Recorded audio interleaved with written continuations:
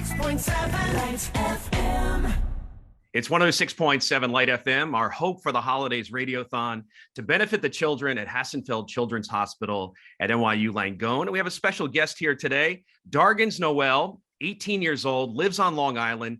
He graduated from high school this summer, and doctors also diagnosed him with cancer for a second time last spring. Now, Dargins, if you could take us back to April of this year, you were a senior in high school, right? Yes, sir. You ready to play your last football game and graduate from high school? Yes. And what happened? I was ready. I was getting ready to graduate from high school and finish out my senior year strong. But unfortunately, during the spring, I got diagnosed with cancer for the second time.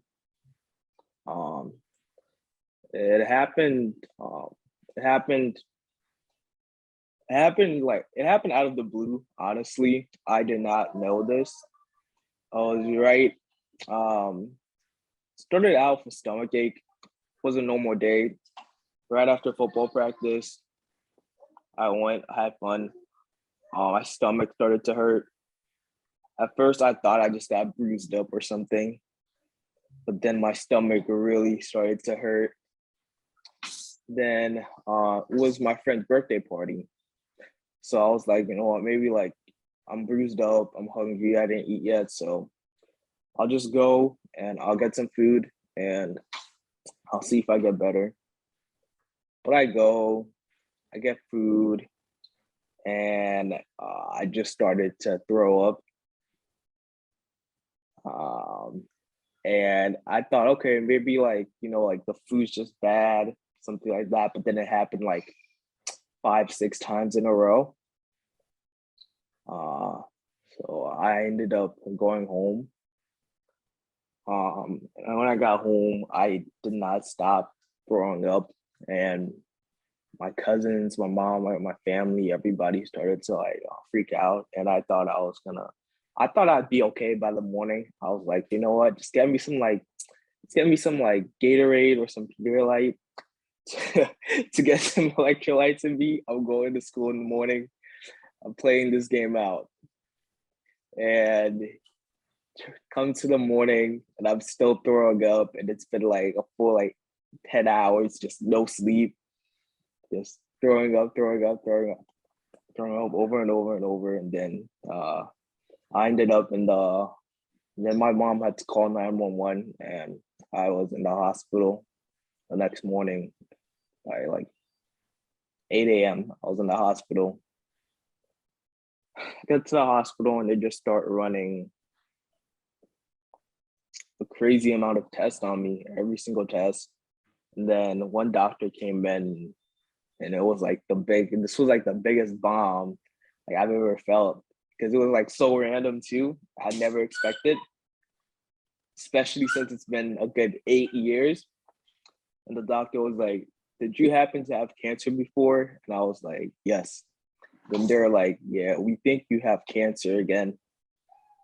And then they're like, "We gotta transport you to this other room to run more tests." Then by the end of the day, they told me I had cancer again. I didn't really know how to react to it at first, because for a while, because I've now heard those words in years, and I thought I'd be fine. I thought everything was good. I felt good, I was just finishing up high school, committed to go to college, about to head out, and yeah, then life happened. Dargins, you seem like a very optimistic person, but being diagnosed with cancer twice before you're 18 years old, that's a pretty heavy thing to deal with. What was it like going through cancer treatment the second time at Hassenfeld Children's Hospital? Well, now that I was older, the second time, I knew how much I had to lose. It was, yeah, I just knew how much I had to lose, and I was just much more aware of what was going on. As a kid, you don't really at least I didn't really take it as a life to death kind of situation. I was just going to the hospital, didn't really like understand it. Now that I was 18, like, my whole life flashed before my eyes in a way, you know. I wasn't even 18 yet. I turned 18 in the hospital like during this whole thing. Yeah, so my whole life just flashed before my eyes. But I'm used to Hassenfeld. They have some like the greatest doctors out there. So I wasn't not gonna say I wasn't scared, but I wasn't too worried. I think when you're also older, thought of death seems to like creep up on you in a way. As a kid, that never really like bothered me much when I was younger. Cause I was just like, I'm gonna make it through this. I'm gonna make it through this. And I was still like that, but I was still just like, I lost like everything I've worked for, like the past 4 years. Everything's just been put on pause. Some things I had to quit. Some things I had to let go of, and just it wasn't part of the plan. But I have my family, great doctors, great friends, a girlfriend, and I had a lot of support, nurses. So We hear you're working hard again, and you're taking classes at a community college. So, what's your career plan going forward?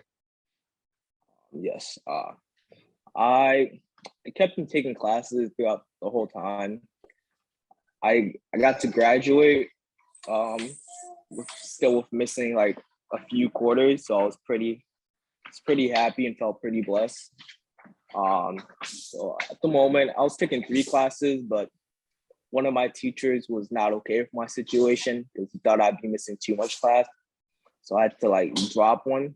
But my career plan for the future, I always wanted to work in a hospital.